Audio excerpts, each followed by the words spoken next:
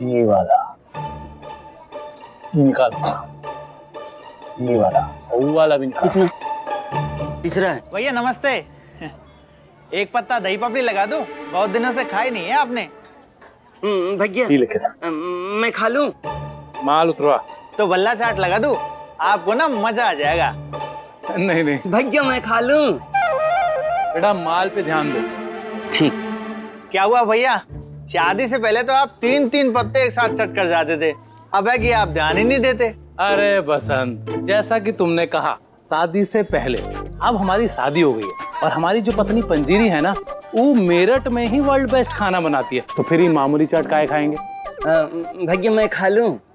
बेटा काम पे ध्यान दो, नहीं तो तुम्हारी पगार खा जाएंगे। हाँ तो हम कहाँ थे? हाँ हमारी पत्नी पंजीरी। तो भैया उसके खाने में जो स्वाद है ना, उसके आगे तुम्हारी ये जो चाट है ना, बिल्कुल जीरो है, जीरो। अब भैया जीरो तो मत कहिए, हाँ 19-20 का फर्क जरूर होगा, लेकिन एक बात कह देते भैया जी, जब बीवी खाना नहीं बनाती है ना, तो मौके पर हमारी ये चाट ही काम आती है। पगला गया है क्या? पंजीरी भाभी के खाने का मुकाबला करेगा तू? एक दिन भैया खाना नहीं खाएंगे चलेगा, लेकिन तेरा चाट नहीं खाएंगे। वो हमारी गर्लफ्रेंड रेशमा के हाथों का टिफिन खा जाएंगे ना भैया? हाँ खतरू, क्योंकि तुम्हारी रेशमा जो रोटियां बनाती है ना, उससे आसान तो वो टिफिन चबाना है जिसमें वो रोटियां आती हैं। अभी क्या है ना कि जब अगली बार उसे मिलो ना, तो उसे समझाना कि लौकी की सब्जी और हलवे में फर्क होता है। और उसे ये भी कहना कि जो दाल होती है ना, वो रोटी के साथ खाने के लिए होती है, गला सूखने पर पानी की तरह पीने के लिए नहीं। बस बस भैया, अब और नहीं सुना जाएगा। नहीं नहीं अभी बात खत्म ही नहीं और सुनना पड़ेगा। हाँ। तो हम कह रहे थे कि जब तक हमारी ये पत्नी है ना पंजीरी, तब तक हमारे लिए स्वादिष्ट खाना बनाना और भेजना कभी बंद नहीं होगा। वरना भैया कभी देखा है एक ही डिब्बे में 5 तरह की सब्जियां, दाल, रायता, हलवा। भैया वो तो दिख रहा है का आपका पेट, वो भी इसलिए कि गुलाब जामुन तेरे एकदम गोल लग रहा है। ए चुप कर, काम पे ध्यान लगाओ, इन सब डब्बों पे पर्ची लगाओ, हमारे खाने पे नजर नहीं। हटो।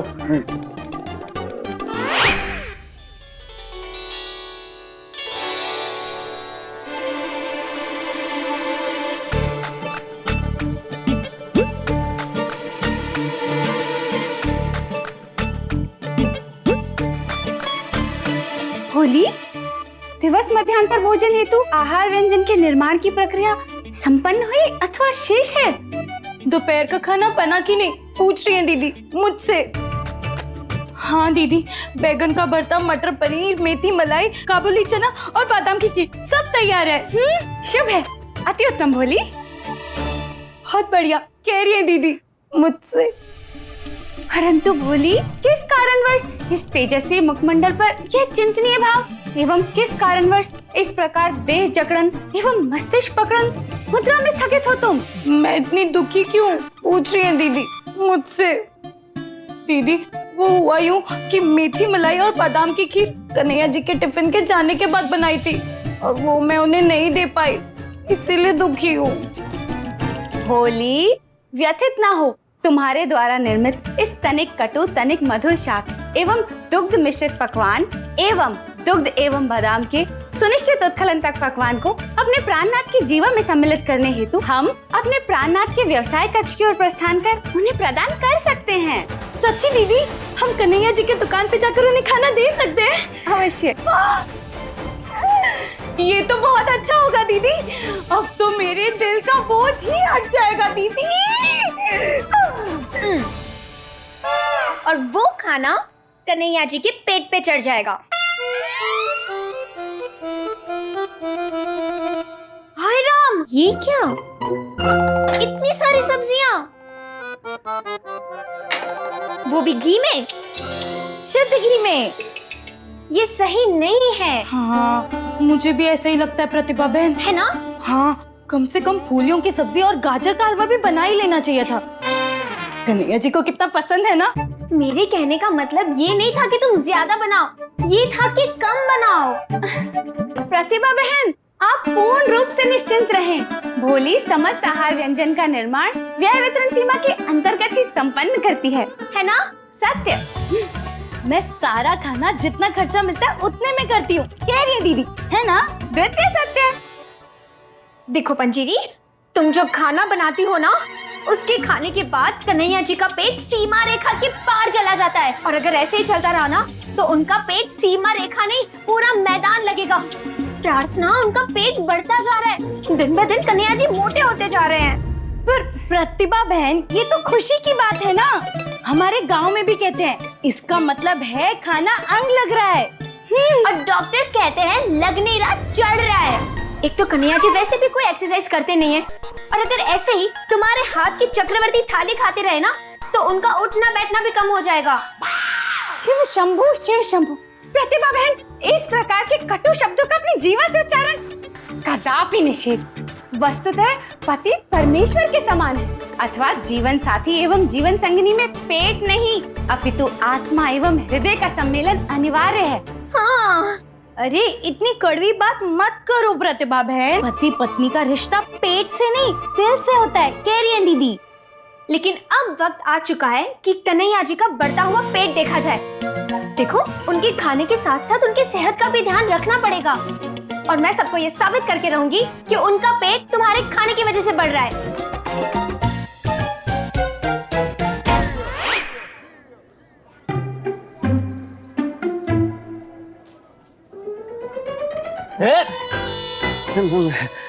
मटर पनीर, भरता, काबुली चना। तू चुपचाप अपनी रेशमा का खाना खाना। बोला था ना हमारे खाने पे नजर मत रखो। भैया नजर तो हट जाती है, लेकिन नाक अपने आप घूम जाती है। हाँ, तो कटवा लो नाक। अरे भाभी, आप यहाँ? खाना ऐसे नहीं मिलेगा, उल्लू मत बनाओ। बोजूर। हाँ भाभी, बहुत जोर से भूख लगी है, लेकिन भैया खाने को तो छोड़ो, देखने भी ना दे रहे हैं। कन्हैया, ये इतना सारा खाना आप अकेले खाओगे? नहीं, अकेले नहीं, आधी रोटी हम चींटियों को भी खिलाते हैं। चींटियों को खिला देंगे, लेकिन हमको नहीं देंगे, क्योंकि हमारे यहाँ गधों को खिलाने की परंपरा नहीं है। आओ प्रेमा। नहीं कन्हैया, मैं घर जाके खा लूंगी। चलो, ये भी ठीक है, हम खाते हैं, हमें बहुत भूख लग रही है। हाँ, क्या रहा, खाओ ना अपनी रोटी।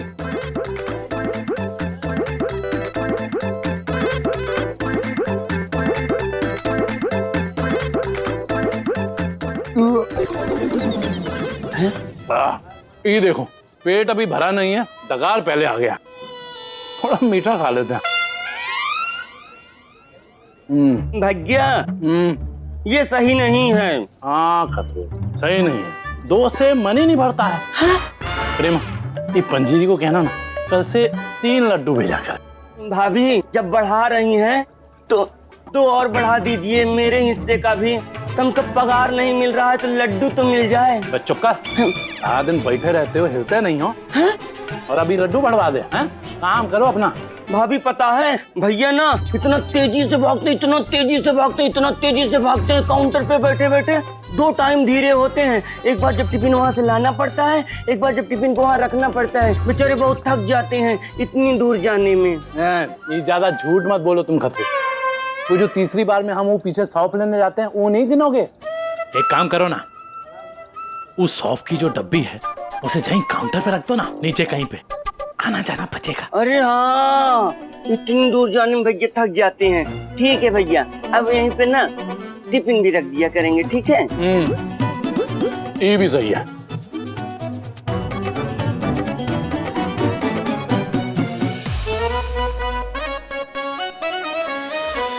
ना सरला, रहने दे, अब दावत पे आने को मन नहीं करता है। पंजीरी की वजह से घर में सुबह शाम दावत हो रही है। हाँ, होटल के पैसे तो बच रहे हैं, लेकिन हाजमे के चूरन का खर्चा बढ़ गया है। चल ठीक है, जैसे बाद में मिलती हूँ। मम्मी जी, स्माइल। एक मिनट। हाँ, मम्मी जी, एक बात बताइए, क्या पानी पे उल्टा चल सकती है? मालूम था, चेहरे पे ज्यादा देर मुस्कुराहट रहने नहीं देगी। रुकिए मम्मी जी, वो सब छोड़िए, बताइए ना, क्या पानी पे उल्टा चल सकती है? अरे पानी पे कोई चल ही नहीं सकता, तो उल्टा कैसे चलेगा? हाँ, मैं तो चल सकती हूँ। कैसे?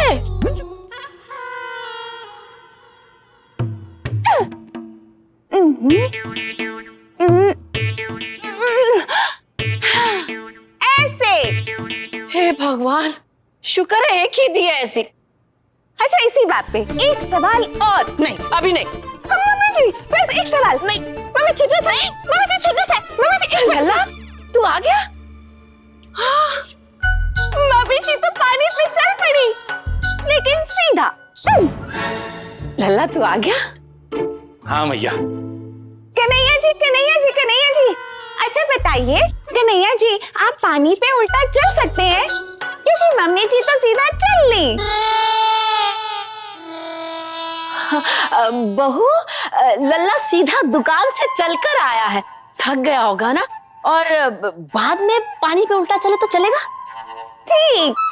मैया, चलने से याद आया, आज दुकान पे बहुत थक गए हैं और भूख भी बहुत लग रही है मैया। क्यों, तूने खाना नहीं खाया? नहीं मैया, खाया ना, पूरा टिफिन खाया।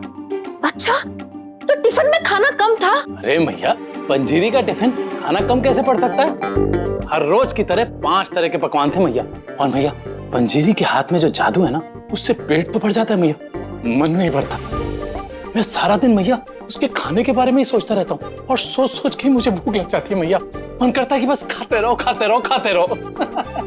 ठीक है लल्ला, मैं पंजीरी से शाम का नाश्ता लगाने के लिए कह देती हूँ। अरे भैया रुक रुक रुक रुक, आज ना पंजीरी के पकौड़े खाने का मन कर रहा है।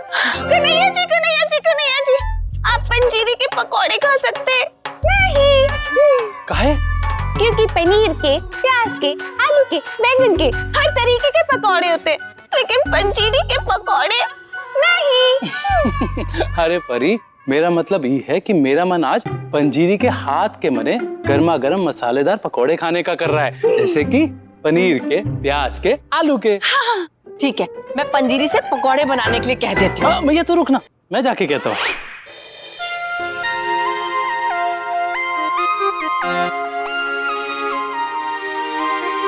क्या बात है पंजीरी, गर्मा गर्म पकौड़े, ये मिर्ची का, ये आलू का, ये पनीर का और ये बैंगन का पकौड़ा होता ही हमको कभी पता ही नहीं था।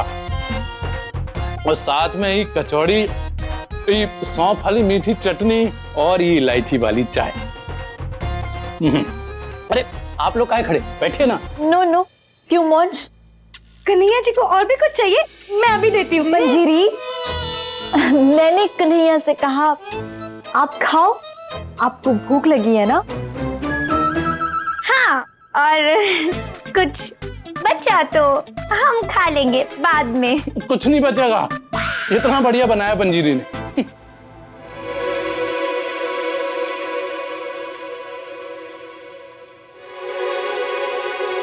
पेट बड़ा तो है, हाँ, पर थोड़ा सा वो तो बैठने पे होता ही है। ये देखो,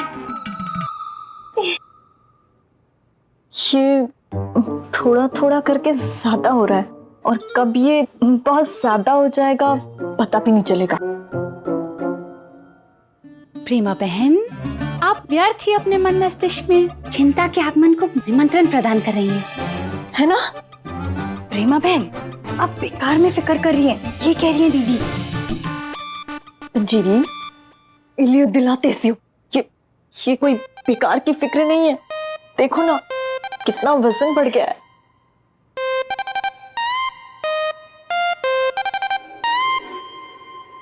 एक किलो के तो पकौड़े ही दिख रहे हैं। नहीं, 1 किलो नहीं, 2 किलो। 1 किलो के तो आलू प्याजी हैं, बाकी बैगन, मिर्ची, पनीर, गोभी वो सब भी तो है। क्या इसका शुभ है? कोई समस्या है? नहीं, आप खाइए। भगवान के नाम पे दे दे, अल्लाह के नाम पे दे दे, ऊपर वाला नीचे वाला सबके नाम पे दे दे, जो दे दे भैया। अरे कहा जीजे, तुम कुछ भी करते रहते हो चलता है, पर अब तुम भीख मांगने लगे, ये तो हद है। अरे साले साहब, ये हमारे नाटक का एक रूप है। सास शिकारी, दामाद बना भिखारी। अच्छा, ये लो तुम्हारी पहली भीख। अब ये भिखारी लखपति बन जाएगा। बेटा तुम बस कुसुम के पति बन जाओ, हमारे लिए ये काफी है। ये दुख के दिन गए और साले साहब। बेरस के कच्छा बनियान संघ द्वारा नाट्य महोत्सव में सुप्रथम भाषण देने का मौका मिला है। अब देखना कैसे उड़ेंगे, तब देखते रह जाएगा। ये साले साहब, अरे इसी बात पे गले मिलो साले साहब।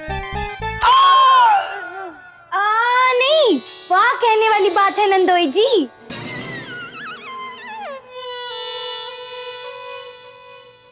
बात तो बाहर निकलने वाली ही है, लेकिन साले साहब को उठा के दर्द से मुझसे आह निकल गया।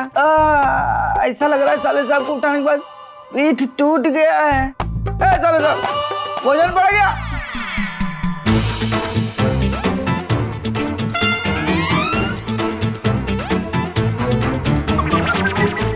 हाँ, इसका मतलब है दामाद जी सचमुच K3G हो गए थे। K3G? कभी खुशी कभी गम। हाँ।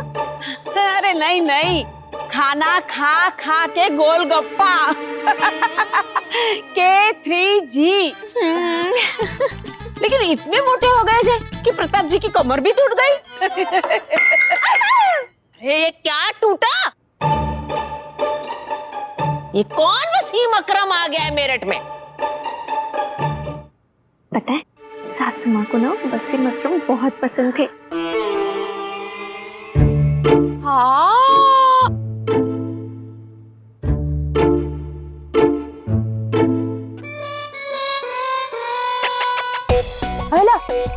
सुना, वसीम अकरम नहीं, सचिन।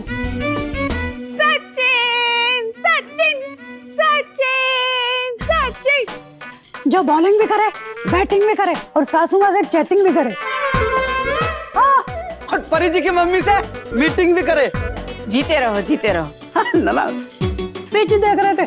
अरे और बताओ प्रताप जी, चल रहा है ना SBI? अरे स्टेट बैंक ऑफ इंडिया, वो तो पूरे देश में चल रहा है। अरे नहीं नहीं, सब बढ़िया इधर SBI। काहे का SBI?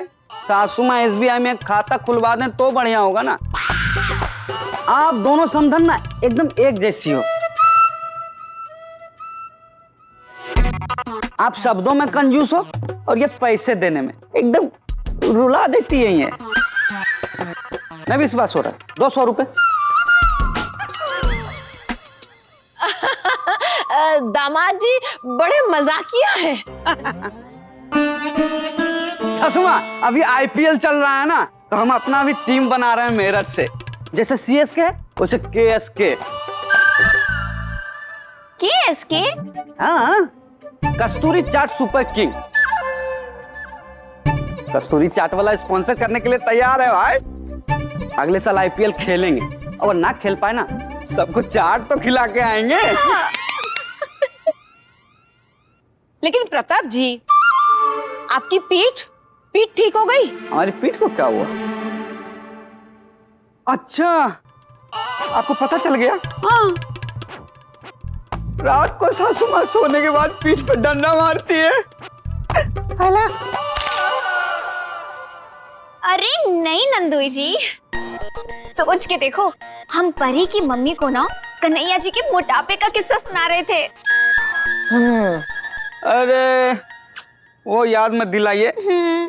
वही ना, जब आप कन्हैया जी को उठाने गए थे और आपकी पीठ लचक गई थी। अरे पूछो मत, ऐसी कमर लचकी थी कि क्या बताएं। कि उम्र तो सासू माँ के ऊपर निकलने की है, लेकिन हमको लगा ना कि हम निकल लेंगे। आपके दामाद का वजन इतना बढ़ गया था कि वो जो वजन तोलने वाली मशीन होती है ना, उसमें सिक्का डाले तो पर्ची निकला। उसमें लिखा हुआ था कि कृपया मशीन पे एक एक करके चढ़ें, नहीं तो मशीन टूट जाएगी। फिर